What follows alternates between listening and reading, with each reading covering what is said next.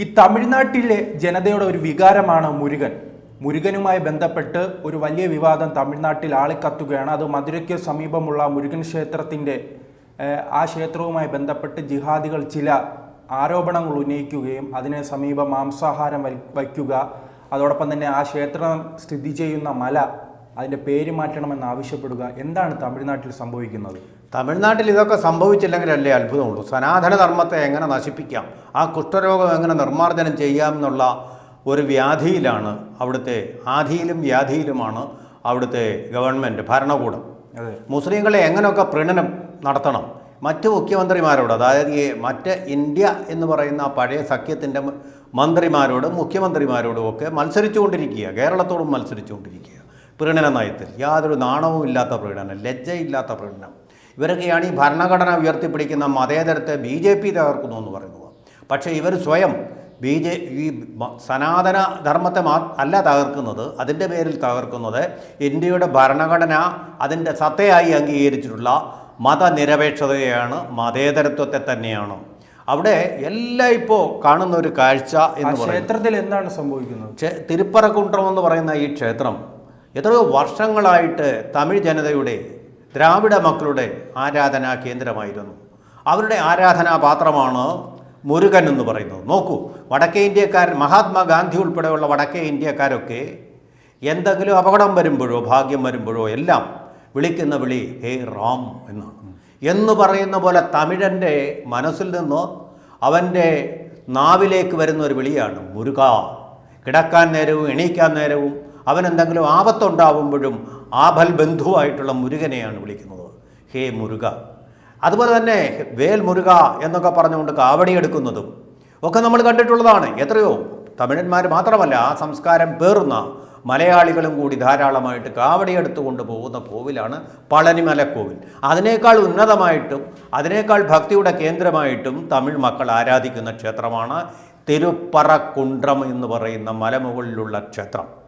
പണ്ട് മുതൽ എത്രയോ വർഷങ്ങളായിട്ട് ആരാധിച്ചു കൊണ്ടിരിക്കുന്നതാണ്.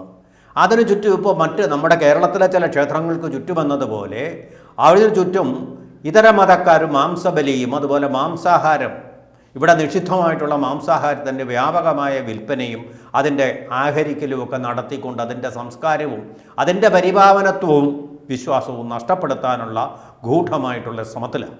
ഇപ്പോൾ ഒരു പടി കൂടി കടന്നുകൊണ്ട് തമിഴ്നാട് മുഖ്യമന്ത്രി കരുണാനിധിയുടെ മകനായിട്ടുള്ള MK സ്റ്റാലിൻ്റെ അനുഗ്രഹത്തോടും ആശീർവാദത്തോടും കൂടി ആ മലയുടെ പേര് അല്ല, അദ്ദേഹത്തിനേക്കാൾ സൂചിപ്പിക്കാനുള്ളത് അദ്ദേഹത്തിന്റെ മകൻ ഉദയനിധി സ്റ്റാലിൻ. അതെ, അച്ഛനേക്കാൾ മികച്ചവനാകാനുള്ള. അതെ, മകൻ്റെ ആഗ്രഹം സാധിച്ചു കൊടുക്കാൻ വേണ്ടി അദ്ദേഹത്തിന് രണ്ടാഗ്രഹം. ഒന്ന് മുഖ്യമന്ത്രിയാവണം തമിഴ്നാടിൻ്റെ, മകൻ്റെ ആഗ്രഹമല്ലേ സാധിച്ചു കൊടുക്കണമല്ലോ. മറ്റൊന്ന് സനാതന ധർമ്മത്തെ നമുക്കിവിടെ കശാപ്പ് ചെയ്യണം. മറ്റൊരു ഹിംസ, ഒരു കശാപ്പ്, അറവുശ അല്ലയിലിട്ട് കൊല്ലുന്നത് പോലെ കൊല ചെയ്യണം കഥ. ഇത് രണ്ടുമാണ് ആഗ്രഹം. അതിൻ്റെ ആദ്യത്തെ തുടക്കമാണ് ഈ മധുര എന്ന് പറയുന്നത് ഈ സ്റ്റാലിന് വലിയ സ്വാധീനമുള്ള മേഖലയായിരുന്നില്ല, അഴഗിരിക്ക് വലിയ സ്വാധീനമുള്ള മേഖലയായിരുന്നു. കരുണാനിധിക്ക് മറ്റൊരു ഭാര്യയിലുള്ള മകൻ കേന്ദ്രമന്ത്രിയായിട്ടുള്ള അഴഗിരിയുടെ. അപ്പോൾ ഈ സ്റ്റാലിനെ അഴഗിരി വിളിച്ചത് ഈ മധുര ഭാഗത്ത് നിന്നാണ്. ഇപ്പോൾ അവിടുത്തെ മുസ്ലിങ്ങളെ പ്രീതപ്പെടുത്താൻ വേണ്ടി, തുറന്നു പറഞ്ഞാൽ അതിനു വേണ്ടി മാത്രം ഇപ്പോൾ ചില കാര്യങ്ങളും നീക്കുപോക്കുകളും ഒക്കെ അദ്ദേഹം നടത്തിക്കൊണ്ടിരിക്കുക. ഇതിന് നിർബാധം ഈ പുണ്യപാവന ക്ഷേത്രത്തിന് സമീപം മാംസാഹാരം, മാംസ വിൽപ്പന, അതുപോലെ തന്നെ ഈ ഹിംസ എന്ന് പറയുന്ന മൃഗബലി, ഇതെല്ലാം ധാരാളമായിട്ട് നടത്തിക്കൊണ്ട് ആ ക്ഷേത്രത്തിന് അവിടെ ഇരിക്കാനുള്ള അസ്തിത്വത്തെ തന്നെ ചോദ്യം ചെയ്തുകൊണ്ട് വിശ്വാസികൾക്ക് വമനേച്ഛ ഉളവാകുന്ന തരത്തിലുള്ള നടപടികൾ നടന്നുകൊണ്ടിരിക്കുന്നു. പോട്ടെ, അത് കുഴപ്പമില്ല, അവരുടെ സ്വാതന്ത്ര്യം, അവരവരുടെ ആഹാരം തിരഞ്ഞെടുക്കാനുള്ള സ്വാതന്ത്ര്യം ഓരോരുത്തർക്കും ഉണ്ട്. പക്ഷേ അതിനപ്പുറം കടന്നുകൊണ്ട് ഒരു വിഭാഗം ആൾക്കാർ അവിടെ ചെന്നൈയിൽ പോയിട്ട് പ്രകടനം നടത്തി ഈ കുന്നിൻ്റെ പേര് മാറ്റിയിട്ട് സിക്കന്ദർ മലി എന്നാക്കണം. തമിഴ് മക്കളുടെ സംസ്കാരത്തിൽ ഇന്ന് വരെ അങ്ങനൊരു പേര് അവിടെ ഉണ്ടായിരുന്നില്ല, അങ്ങനെ ഒരു നേതൃത്വം അവിടെ ഉണ്ടായിരുന്നില്ല. ഇതിൻ്റെ കാരണം എന്താണെന്ന് ചോദിച്ചപ്പോൾ അവർ പറയുന്നത്, ഏതോ കാലത്ത് മാലിക് കഫൂർ എന്ന് പറയുന്ന ആൾ, അദ്ദേഹത്തിൻ്റെ ദർഗ അവിടെയാണ് അടങ്ങിയിട്ടുള്ളത്. മാലിക് കഫൂർ നമുക്കറിയാം, ഇന്ത്യയിലേക്ക് ഇസ്ലാമിനെ കൊണ്ടുവന്ന, വാളുകൊണ്ട് ഈ മതപ്രഭാഷണങ്ങളിലൂടെയോ പ്രഘോഷണങ്ങളിലൂടെയോ അല്ലെങ്കിൽ പ്രേക്ഷിത വൃത്തിയിലൂടെയോ അല്ല മാലിക് കഫൂർ ഇസ്ലാമിനെ ഇന്ത്യയിലേക്ക് കൊണ്ടുവന്നത്, മറിച്ച് അക്രമത്തിലൂടെയും ഹിംസയിലൂടെയുമാണ്. ഇദ്ദേഹം വലിയൊരു ധീരനായിട്ടാണ് ആരാധിക്കപ്പെടുന്നത്. ഇത് അവരുടെ വാഴ്ത്തുഗാനങ്ങളിലൊക്കെ ആയിക്കോട്ടെ, അവരുടെ സ്വാതന്ത്ര്യം. പക്ഷേ കൃഷ്ണദേവരായർ എന്ന് പറയുന്ന പ്രതാപവാനായ ചക്രവർത്തി രാജാവ് വളരെ നിഷ്പ്രയാസം തോൽപ്പിച്ച ഒരാളാണ് ഇവരുടെ ഈ വീരാരാധനയ്ക്ക് പാത്രമായിട്ടുള്ള ഈ മാലിക് കഫൂർ എന്നുള്ള ചരിത്ര സത്യം നമ്മൾ തിരിച്ചറിയേണ്ടതായിട്ടുണ്ട്. അപ്പോൾ അദ്ദേഹത്തിൻ്റെ മയ്യത്ത് ഇവിടെ നടന്നതിനാൽ അതുകൊണ്ട് ആ മലയ്ക്ക് ഇങ്ങനെ പേരിടണമെന്നുള്ള വാദം നടത്തിക്കൊണ്ട് അവർ പ്രകടനം നടത്തി. അദ്ദേഹത്തിൻ്റെ ഔദ്യോഗിക വസതിയിലേക്കും ചെന്നൈയിലേക്കും ഒക്കെ മാർച്ച് നടത്തി. അതിന് യാതൊരു തടസ്സവുമില്ല, നിർബാധം ഒരു പ്രകടനം നടത്തി. എന്തുകൊണ്ടായിരിക്കും ഇന്ത്യ മുന്നണി അധികാരത്തിലിരിക്കുന്ന സംസ്ഥാനങ്ങളിൽ മുഴുവൻ ഇത്തരം പ്രശ്നങ്ങൾ ഉണ്ടാകുന്നത്? ഇപ്പോൾ കേരളത്തിലായാലും തമിഴ്നാട്ടിലായാലും തെലുങ്കാനയിലായാലും അവർക്ക് എന്തുകൊണ്ടാണ് ഈ ഒരു മതത്തെ മാത്രം അങ്ങനെ നിരന്തരം പ്രീണിപ്പിക്കുന്നത്? വളരെ ലീഡിങ് ക്വസ്റ്റ്യനാണ്, ഒരു ലീഡ് ചോദ്യമാണ്, വളരെ പ്രധാനപ്പെട്ട ചോദ്യം. ഇതിൻ്റെ കാരണം എന്ന് പറഞ്ഞാൽ ഒരു കാര്യമേ ഉള്ളൂ. ഈ ഹിന്ദുക്കളെ ഇങ്ങനെ ദ്രോഹിക്കുന്നത്, ഹിന്ദുക്കൾക്കെതിരെ ഇങ്ങനെ സംസാരിക്കുന്നത് വലിയ സന്തോഷമാണ് മറ്റൊരു വിഭാഗം മതക്കാർക്ക്. അങ്ങനെയുള്ളവരെ അവർ സ്വന്തം നേതാക്കളായിട്ടും സ്വന്തം ആൾക്കാരായിട്ടും അങ്ങ് ഇഷ്ടപ്പെടും. ഈ പറയുന്നത് കൊണ്ട് ഈ മതനിന്ദ, ഹിന്ദുക്കളുടെ മതനിന്ദ ഹിന്ദുക്കൾ നടത്തുമ്പോൾ ആ ഹിന്ദുക്കളെ വലിയ ധീര യോദ്ധാക്കളായിട്ട് കണക്കാക്കുന്ന ഒരു വിഭാഗം ആൾക്കാരുണ്ട്.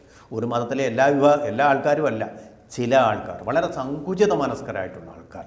ഇങ്ങനെയുള്ള ഈ നിന്ദ അല്ലെങ്കിൽ ഈ ധ്വംസനം നാളെ തങ്ങൾക്ക് നേരെയും വരുമെന്നുള്ള ഒരു വിചാരമില്ലാത്ത വിശ്വാസശീലരായിട്ടുള്ള പാവങ്ങളായിട്ടുള്ള ആൾക്കാർ, ഇവൻ നമ്മ ആള് എന്നുള്ളൊരു വിചാരത്തോടു കൂടി. ഇത് തന്നെയാണ് ഉത്തർപ്രദേശിൽ അഖിലേഷ് യാദവ് ഹിന്ദുമതം അവിടെ കുംഭമേള സഞ്ചാര സ്വാതന്ത്ര്യം തടയുന്നു, ഗതാഗത തടസ്സം ഉണ്ടാകുന്നു എന്ന് പറയുന്നതിലും മമതാ ബാനർജി ഇത് മൃത്യുകുംഭമാണ് എന്ന് ഒരു പേടിയും കൂടാതെ പറയുന്നതിനും ലാലു പ്രസാദ് യാദവ് ഇത് യൂസ്ലെസ് ആയിട്ടുള്ള ഒന്നാണെന്ന് പറയുന്നതിനും വേറെ ഏതെങ്കിലും മതത്തിൻ്റെ ഏതെങ്കിലും നിരർത്ഥകമായിട്ടുള്ള ഒരു ആചാരത്തെ പൊതുജനശല്യമായിട്ടുള്ള ആചാരങ്ങളെപ്പോലും അങ്ങനെ ഒരു വാക്കുകൊണ്ട് നോവിക്കാൻ തയ്യാറാകാത്ത ധൈര്യശാലികളാണ് ഇവരൊക്കെ.